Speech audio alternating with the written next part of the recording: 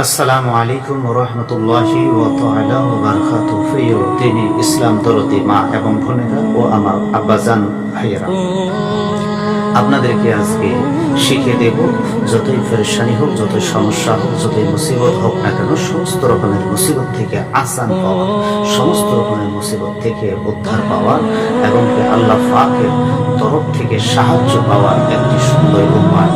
এই উপায়টি হলো একটি দোয়ার মাধ্যমে, যে দোয়াটি আপনাকে আমল করতে হবে প্রতিদিন সকালে অথবা সন্ধ্যায়, দুইটি টাইম। যদি আপনি এই দোয়া, এই আমল করতে পারেন মাত্র 7 বার যদি এই দোয়াটি আমল করতে পারেন, ইনশাল্লাহ আপনার যত বড় মুসিবত হোক না কেন, যত পেরেশানি হোক না কেন, যত সমস্যা হোক না কেন, এছাড়াও রোগ ব্যাধি থেকে আল্লাহ পাকের তরফ থেকে আপনি মুক্তি পাবেন এই দোয়ার বরকতে।